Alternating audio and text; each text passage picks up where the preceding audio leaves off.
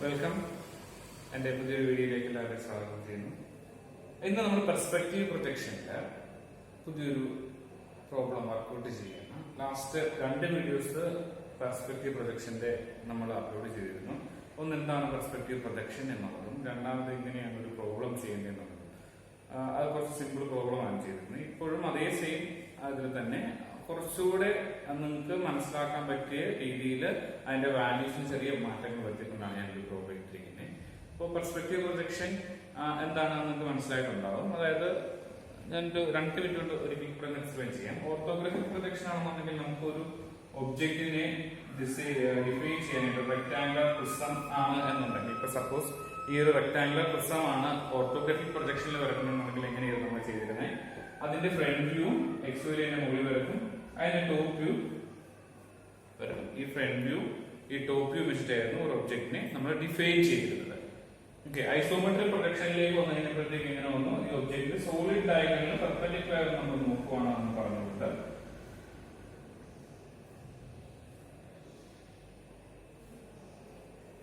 ഇതുപോലെ ഡിഫൈൻ ചെയ്തു. ഒറ്റ ഫിഗറിൽ തന്നെ അതിന്റെ ഹൈറ്റ് കിട്ടി, ലെങ്ത് കിട്ടി, വിഡ്ത് കിട്ടി. ഇവിടെയാണെങ്കിൽ നമുക്ക് ഇതിൽ നിന്ന് അതിന്റെ ടോപ്പ് വ്യൂ ഒരു ഫിഗറിൽ നിന്ന് നമുക്ക് ഒരിക്കലും ആ ഒബ്ജക്റ്റിനെ ഡിഫൈൻ ചെയ്യാൻ സാധിക്കില്ലായിരുന്നു. ഫ്രണ്ട് വ്യൂടെ വേണം.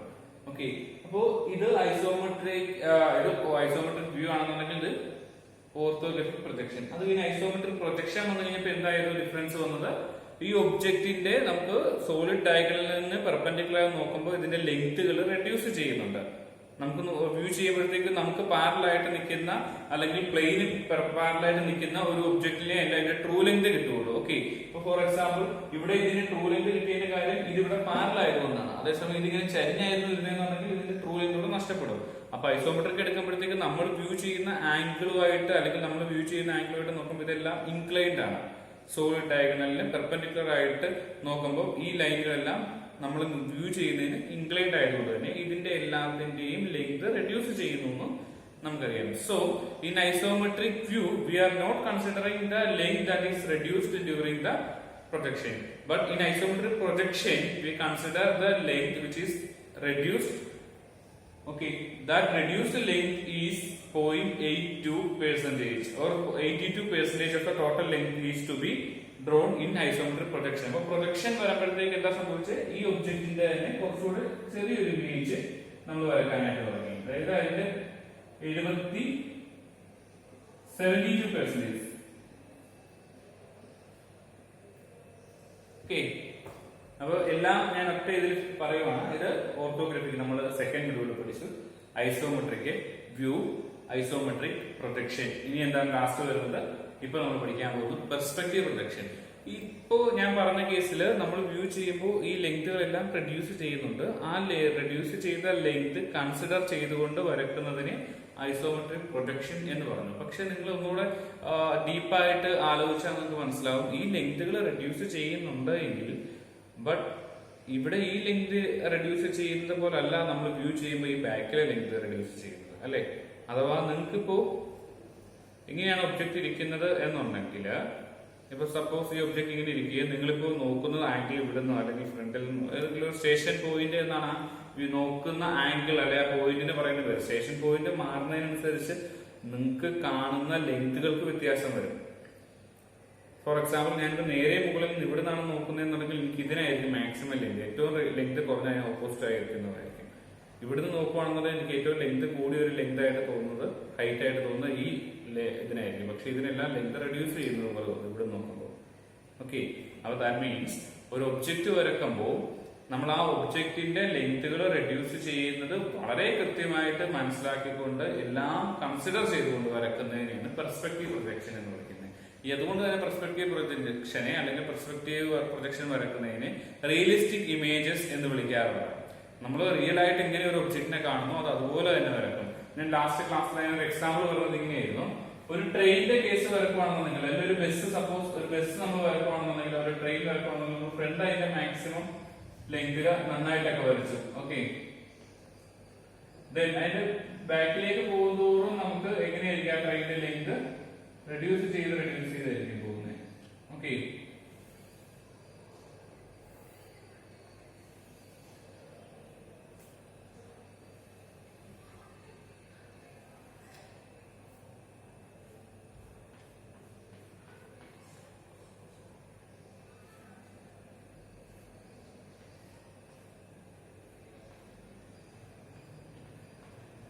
ഓക്കെ. അപ്പൊ എങ്ങനെയാണ് ആ ആംഗിളുകൾ റെഡ്യൂസ് ചെയ്ത് പോകുന്നു, അല്ലെങ്കിൽ ആ ലെങ്തുകൾ റെഡ്യൂസ് ചെയ്ത് പോകുന്നു. ഇതിനൊരു റിയലിസ്റ്റിക് ഇമേജ് എന്നാണ് വിളിക്കുന്നത്. അപ്പൊ അങ്ങനെ ലെങ്തുകളും നമ്മൾ വ്യൂ ചെയ്യുന്ന ആംഗിളും എല്ലാം നോക്കിക്കൊണ്ട് കൃത്യമായിട്ട് ആ ഇമേജിനെ പ്രോസസ് ചെയ്ത് എടുക്കുന്നതിനെ നമ്മൾ വിളിക്കുന്ന പേരാണ് പെർസ്പെക്റ്റീവ് പ്രൊജക്ഷൻ. ഏറ്റവും രസകരമായിട്ട് പഠിച്ചാൽ നമുക്ക് വരക്കാനായിട്ട് പറ്റുകയും മനസ്സിലാക്കാൻ പറ്റുകയും ചെയ്യുന്ന ഒരു ടോപ്പിക്കാണ് എഞ്ചിനീയറിംഗ് ഗ്രാഫിക്സിൽ പെർസ്പെക്റ്റീവ് പ്രൊജക്ഷൻ. അപ്പൊ നമുക്കിപ്പോ ക്വസ്റ്റ്യനിലേക്ക് ഡയറക്റ്റ് പോവാം. ഓക്കെ, ഇവിടെ ഒരു ക്വസ്റ്റ്യൻ തന്നിരിക്കുന്നു. എ റെക്ടാങ്കുലർ പ്രിസം, ഇത് തന്നെ എടുക്കാം consideration. A rectangular prism of base 40 and 30 and height 60 mm resting on GP ground plane. ഇവിടെ ഏതാണ് ഗ്രൗണ്ട് പ്ലെയിൻ എന്ന് പറഞ്ഞാൽ ഇതാണ് നമ്മുടെ ഗ്രൗണ്ട് പ്ലെയിൻ. ആൻഡ് ഈ പ്രോബ്ലം മനസ്സിലാവുന്നില്ല, അല്ലെങ്കിൽ ഇത് എന്താണ് ഗ്രൗണ്ട് പ്ലെയിൻ, എന്താണ് പിക്ചർ പ്ലെയിൻ, എന്താണ് GP എന്താണ്, ഇതൊന്നും മനസ്സിലാവുന്നില്ല എന്നുണ്ടെങ്കിൽ ഇതിന്റെ ഈ മൊഡ്യൂളിലെ ഈ പ്ലേലിസ്റ്റിൽ ഈ മൊഡ്യൂളിലെ ഏറ്റവും ആദ്യത്തെ വീഡിയോ ഞാൻ ഇട്ടിരിക്കുന്നത് ഇതുമായിട്ട് കൃത്യമായിട്ട് മനസ്സിലാക്കാൻ പറ്റുന്ന ഒരു വീഡിയോ ആണ്. അത് കണ്ടതിന് ശേഷം ആ ഒരു ഓർഡർ വരുവാണെങ്കിൽ കുറച്ചുകൂടി ഈസി ആയിട്ട് നിങ്ങൾക്ക് കിട്ടുന്നതായിരിക്കും. ഓക്കെ, എനിവേ, അപ്പോ റെസ്റ്റ് ചെയ്യുന്നത് ഗ്രൗണ്ട് പ്ലെയിനിൽ റെസ്റ്റ് ചെയ്യുന്നു. അതിൽ കൃത്യമായിട്ട് പറഞ്ഞിട്ടുണ്ട് 40 into 60 mm, അതായത് ഇതിലെ 40 എന്ന് പറഞ്ഞ ലെങ്ത് കൂടിയതും അതിന്റെ ഹൈറ്റ് ആയിട്ടുള്ള ലെങ്തും പാരലൽ ടു പിക്ചർ പ്ലെയിൻ. അതായത് ഫോർ എക്സാമ്പിൾ ഇവിടെ എന്റെ പിക്ചർ പ്ലെയിൻ ഇങ്ങനെ ഇവിടെ പെർപെൻഡിക്കുലർ ആയിട്ട്, നിങ്ങൾക്ക് പെർപെൻഡിക്കുലർ ആയിട്ട് ഇവിടെ ഇരിക്കുകയാണെന്നുണ്ടെങ്കിൽ ഈ ഒബ്ജക്റ്റ് നമുക്ക് ഇങ്ങനെ വെറുതെ പ്ലേസ് ചെയ്യാം, ഇങ്ങനെ പ്ലേസ് ചെയ്യാം, അതല്ല ചരിച്ചു വേണേൽ പ്ലേസ് ചെയ്യാം. അപ്പൊ ഇവർ പറഞ്ഞിട്ടുണ്ട് റെസ്റ്റ് ചെയ്യുന്നത് ഗ്രൗണ്ട് പ്ലെയിനാണ്. പക്ഷെ ഇവിടെ ഒരു പിക്ചർ പ്ലെയിൻ ഉണ്ടെങ്കിൽ ആ പിക്ചർ പ്ലെയിന് പാരലായിട്ടിരിക്കുന്ന ലെങ്തുകൾ ഏതാണ്? 40 into 60 mm ആണ്. 40 mm into 60 mm ലെങ്ത് ആണ്. അപ്പൊ ഈ ഇങ്ങനെയായിരിക്കണം സോളിഡ് ഇരിക്കേണ്ടത് പിക്ചർ പ്ലെയിനിൽ. അപ്പൊ ഇവിടെ വരുവാണെന്നുണ്ടെങ്കിൽ നമുക്കറിയാം ഇതാണ് PP പിക്ചർ പ്ലെയിൻ. ഈ പിക്ചർ പ്ലെയിൻ പാരലായിട്ടിരിക്കുന്നത് ഇങ്ങനെ ഇരിക്കും. ഓക്കെ, അതായത് ഇവിടെ ഇപ്പൊ ഈ PP ഓൾറെഡി ചരിഞ്ഞിരിക്കുന്നത്. അപ്പോ ഗ്രൗണ്ട് പ്ലെയിന് ഇങ്ങനെയാണ് ആ ഒബ്ജക്ട് ഇരിക്കുന്നത്. ഇപ്പോ സപ്പോസ് ഇവിടെ 40 into 60 mm rectangular parallel to PP എന്ന് പറയുന്നതിന് പകരം 30 into 60 mm റെക്ടാങ്കുലർ ഫേസ് ആയിരുന്നു പറഞ്ഞിരുന്നെങ്കിലോ, അതായത് ഈ വലുതും ഈ 60 വരുന്നതിന് പകരം 30 mm ഇൻറ്റു ആണെന്നുണ്ടെങ്കിൽ ഇങ്ങനെ സോളിഡ് ഇരിക്കും. ഇവിടെ വരുമ്പോഴത്തേക്ക് ഇങ്ങനെ ഇരുന്നേ. അപ്പൊ അതിന്റെ ഡിഫറൻസ് മനസ്സിലാക്കാൻ വിചാരിക്കുന്നു. ഓക്കെ, ഇപ്പോഴത്തെ ക്വസ്റ്റ്യൻ ഇതുപോലെ ആയിരിക്കും. അപ്പൊ ഞാൻ പറയുന്നത് ഒരു ക്വസ്റ്റ്യൻ തന്നു കഴിഞ്ഞാൽ ആ ക്വസ്റ്റ്യൻ നിങ്ങൾ 2-3 തവണ വായിച്ചു നോക്കിയിട്ട് ഇമാജിൻ ചെയ്ത് നോക്കണം ഈ ഫിഗറിൽ അത് എങ്ങനെ വരും എന്നുള്ളത്. അതിനുശേഷം വേണം നമ്മൾ പ്രോബ്ലത്തിലേക്ക് കടക്കാനായിട്ട്. ഓക്കെ, അപ്പോൾ റെസ്റ്റ് ചെയ്യുന്ന പോയിന്റും കാര്യങ്ങളും നമുക്ക് വ്യക്തമായി മനസ്സിലായിട്ടുണ്ടാകും. നമുക്ക് എങ്ങനെ പ്രോബ്ലത്തിലേക്ക് കടക്കുന്നുള്ളത് നോക്കാം. ഇവിടെ ഇങ്ങനെയാണ് സോളിഡ് ഇരിക്കുന്നത്. അപ്പൊ അത്രയും കാര്യം ഡിഫറൻസ് മനസ്സിലായത്. Draw the perspective projection of the prism if the station point that is SP is 70 mm above HP. 70 mm above HP ഈ സോളിഡിന്റെ മാക്സിമം ഹൈറ്റ് എന്ന് പറയുന്നത് 60 mm. അപ്പൊ ഇതിന് മുകളിലാണ് നമ്മൾ വ്യൂ ചെയ്യുന്ന ആളുടെ ഹൈറ്റ് വരുന്നത്, സ്റ്റേഷൻ പോയിന്റ് ഹൈറ്റ്. അപ്പൊ ഇവര് നമുക്ക് വരക്കാൻ എളുപ്പമാണ്. Then above GP and 20 mm in front of the picture plane. അപ്പൊ ഈ പിക്ചർ പ്ലെയിനിൽ നിന്ന് 20 mm മാത്രം മുന്നോട്ട് മാറിയാണ് ആൾ ഇരിക്കുന്നത്. Okay, and 50 mm towards the right from the center of the prism. And 50 mm towards the right, അതായത് ഈ ഇതിന്റെ സെന്ററിന്റെ നിന്ന് 50 mm റൈറ്റിലേക്ക് മാറിയാണ് അതിന്റെ സ്റ്റേഷൻ പോയിന്റ് ഇരിക്കുന്നത്. അപ്പോൾ സെന്റർ പ്ലെയിൻ എന്ന് പറയുന്നത് 50 mm റൈറ്റിലേക്ക് മാറിയാണ്. അപ്പൊ ഞാൻ ആദ്യം വരച്ച് വെച്ചപ്പോൾ നിങ്ങൾ കുറച്ച് പേരെങ്കിലും ചിന്തിച്ചിട്ടുണ്ടാവും, സാറിന് എവിടെയോ തെറ്റ് പറ്റിയിട്ടു. ഈ സെന്റർ പ്ലെയിൻ ഇതിന് മുമ്പ് വരച്ചപ്പോൾ കറക്റ്റ് സെന്ററിൽ കൂടെ പോയത്. ഇതിപ്പോ ഒരു സൈഡിലേക്ക് മാറിയിരിക്കുന്നത് പോലെ തോന്നുന്നില്ലേ? അത് ഈ ക്വസ്റ്റിന് വേണ്ടി ഞാനിത് വീണ്ടും വരച്ചിട്ടൊന്നുമില്ല, സമയമില്ല. അപ്പൊ എങ്ങനെയാണ് ഈ ക്വസ്റ്റ്യൻ വന്നിരിക്കുന്നത്? Centre of the station point is towards the right of the centre of the prism. പ്രിസത്തിന്റെ സെന്ററിൽ നിന്ന് 50 mm റൈറ്റ് സൈഡിലേക്ക് മാറിയാണ് സെന്റർ പ്ലെയിൻ ഇരിക്കുന്നത്. So we can draw the solid right here.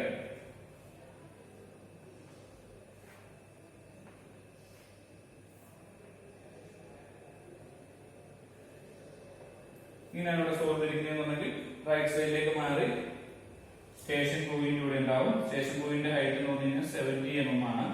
Right സൈഡിലേക്ക് അതിന്റെ സെന്ററിൽ നിന്ന് മാറുന്ന ഡിസ്റ്റൻസ് എന്ന് പറഞ്ഞു കഴിഞ്ഞാൽ ഏകദേശം 50 mm ആണ്. ഈ ഡിസ്റ്റൻസ് അതായത് പിക്ചർ പ്ലെയിനിൽ നിന്ന് 20 mm മുന്നോട്ട് മാറിയാണ് സ്റ്റേഷൻ പോയിന്റ് ഇരിക്കുന്നത്.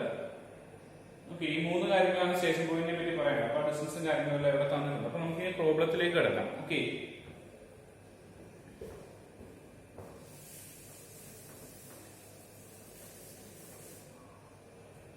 ലാസ്റ്റ് ക്ലാസ് ഞാൻ പറഞ്ഞിരുന്നു, ഒരു പ്രോബ്ലം ചെയ്യുമ്പോഴത്തേക്ക് നമുക്ക് ആദ്യം വേണ്ടത് പിക്ചർ പ്ലെയിൻ മുകളിൽ വരച്ചു.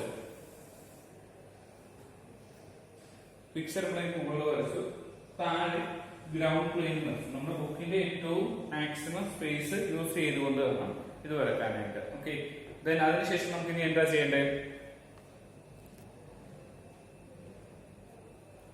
ഇനി നമുക്ക് ചെയ്യേണ്ട കാര്യം,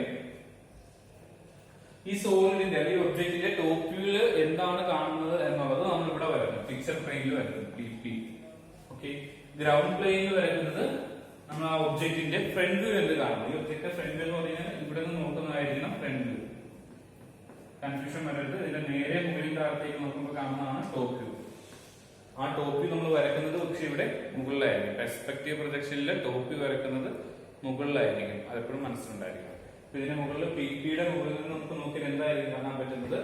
PP-യിൽ നിന്ന് 20 mm ബാക്കിലേക്ക് മാറി അല്ലെ, 20 mm ബിഹൈൻഡ് ഏതാണ് 40 × 60 mm റെക്ടാംഗുലർ ഫേസ് പാരലൽ ആകുന്ന രീതിയിൽ. അപ്പൊ 40 × 60 mm പറയുന്ന ഒരു 40 ഇവിടെ വരും. ദെൻ 60 mm അതിന്റെ ഹൈറ്റ് ആണ്, അത് നമുക്ക് ടോപ്പില് കാണാം. 40 × 30 mm റെക്ടാംഗിൾ നമ്മളിവിടെ വരണം.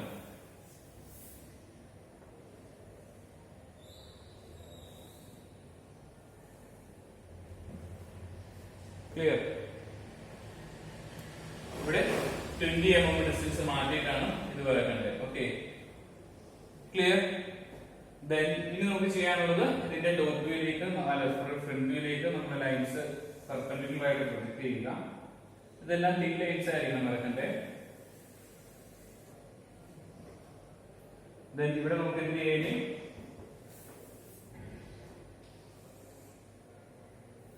ഈ ഒബ്ജക്റ്റിന്റെ ഫ്രണ്ട് വ്യൂ വരക്കാം. ഫ്രണ്ട് വ്യൂല് 60 mm ഹൈറ്റ് ഉണ്ട്. ആ 60 mm ഹൈറ്റ് എടുത്ത് നമുക്ക് ഇവിടെ ചെയ്യാം. ഓക്കെ,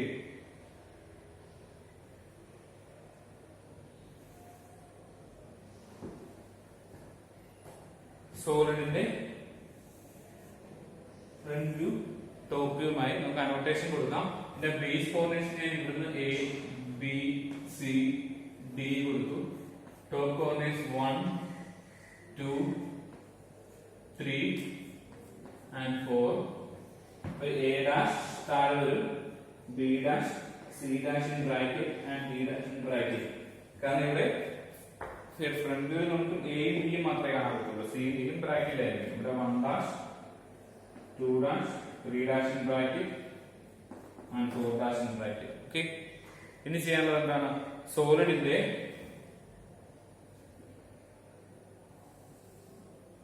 സെന്റർ പോയിന്റ് കണ്ടുപിടിക്കുക. സെന്റർ പോയിന്റിൽ നിന്ന് റൈറ്റിലേക്ക് 50 mm മാറി. ഇതിന്റെ വിട്ട് നമുക്ക് 30 mm ആണെന്നത് ഇവിടുന്ന് വീണ്ടും 50 mm 20 mm കൂടെ മാറിയിട്ട് 70 mm ഹൈറ്റിലായിരിക്കും നമ്മുടെ സ്റ്റേഷൻ പോയിന്റ് ഇരിക്കുന്നത്. ഓക്കെ, ഇവിടുന്ന് സെന്റർ പോയിന്റ്, സെന്റർ ആക്സിസ് വരച്ചിരിക്കുന്ന പോയിന്റിൽ നിന്ന് റൈറ്റ് സൈഡിലേക്ക് 50 mm 50 mm മാറി ഒരു ലൈൻ വരയ്ക്കുന്നു. അതാണ് നമ്മുടെ സെന്റർ പ്ലെയിൻ. ഓക്കെ, നമുക്ക് ഫ്രണ്ട് വ്യൂല് സെന്റർ പ്ലെയിൻ കാണാൻ പറ്റും, ടോപ്പ് വ്യൂല് സെന്റർ പ്ലെയിൻ കാണാൻ പറ്റും. അതുകൊണ്ട് തന്നെ ഒറ്റ ലൈനിൽ അത് വരച്ചിടാൻ പറ്റും.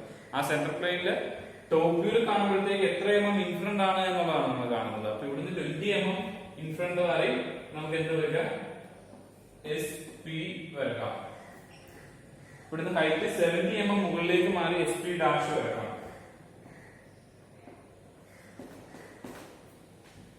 ഓക്കെ, അപ്പൊ SP' വരച്ചു കഴിഞ്ഞാൽ ഇനി എന്ത് ചെയ്താൽ മതി? പോയിന്റ്സ് എല്ലാം ഇത്രയും വരച്ചു കഴിഞ്ഞാൽ നമ്മുടെ പ്രോബ്ലത്തിന്റെ ഒരു 80% തീർന്നു. ഇനി ആർക്ക് വേണം ചെയ്യാവുന്നേ ഉള്ളൂ. എന്താ, എല്ലാ കോമ്പിനേഷനിൽ നിന്നും ഇതിന്റെ സെന്ററിലേക്ക് SP-യിലേക്ക് ലൈൻസ് വരക്കുക. ടോപ്പ് വ്യൂ വരേണ്ടത് SP-യിലേക്കാണ്,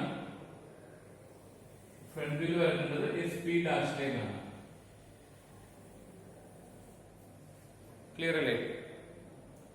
ഇവിടെ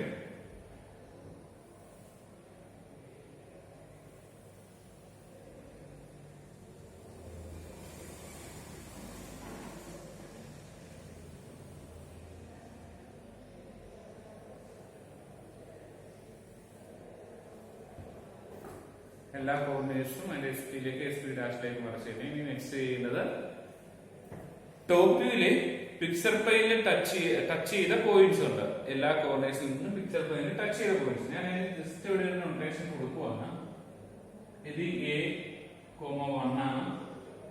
Then B and 2, then 3 and C, ഈ കോർണർ 4 and D.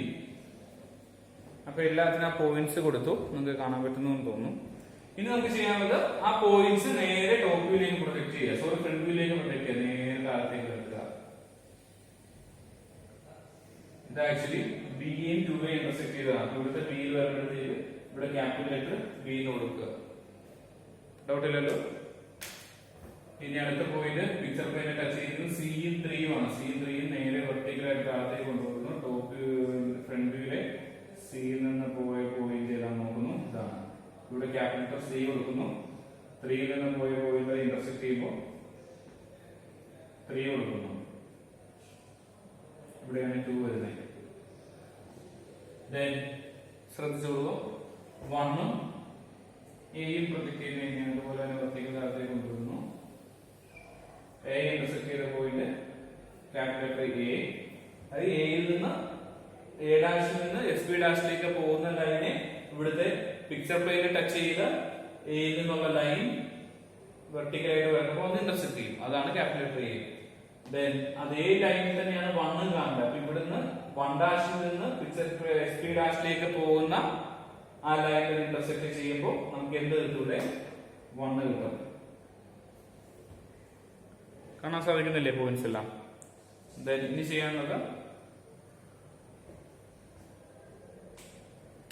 4 ഉം B യും ആണ് ലാസ്റ്റ് പോയിന്റ്. D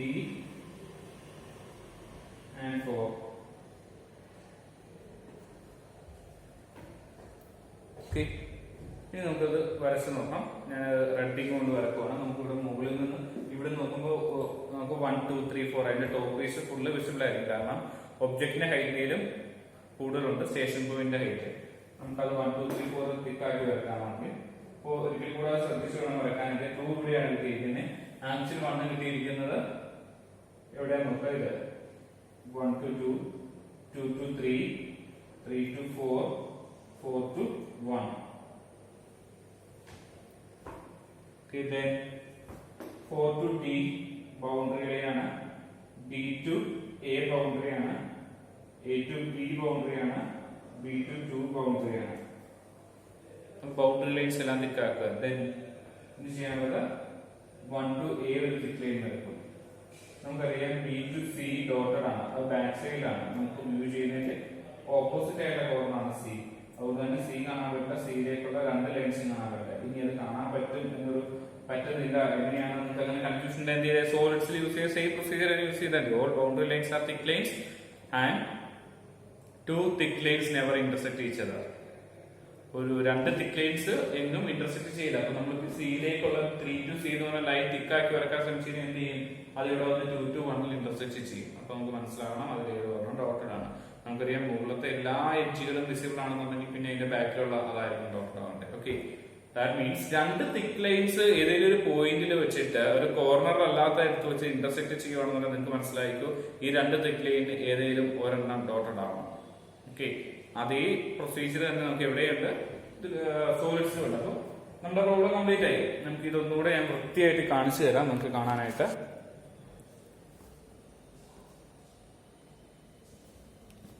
ഇങ്ങനെയായിരിക്കണം നമ്മുടെ ഫൈനൽ ഫിഗർ വരുന്നത്. ഓക്കെ, അപ്പോൾ വീഡിയോ കണ്ടു ഇഷ്ടപ്പെട്ടു എന്നുണ്ടെങ്കിൽ നമുക്ക് എന്ത് ചെയ്യാം? ലൈക്ക് ചെയ്യുക. ചാനൽ സബ്സ്ക്രൈബ് ചെയ്യാത്ത ആരെങ്കിലും ഉണ്ടെന്നുണ്ടെങ്കിൽ സബ്സ്ക്രൈബ് ചെയ്യുക, സപ്പോർട്ട് ചെയ്യുക. Okay, thanks. അപ്പോൾ ഇതിൻ്റെ അടുത്തൊരു വീഡിയോ നമുക്ക് ഉടനെ തന്നെ കൊണ്ടുവരാം. നമുക്ക് എക്സാംസ്, യൂണിവേഴ്സിറ്റി എക്സാംസ് ഇനി ഗ്രാഫിക്സിന്റെ വരുന്നുണ്ട്. അപ്പോൾ കുറച്ച് പ്രീവിയസ് ഇയർ ക്വസ്റ്റ്യൻസും കൂടെ നമുക്ക് വർക്ക്ഔട്ട് ചെയ്യാം. Okay, thanks.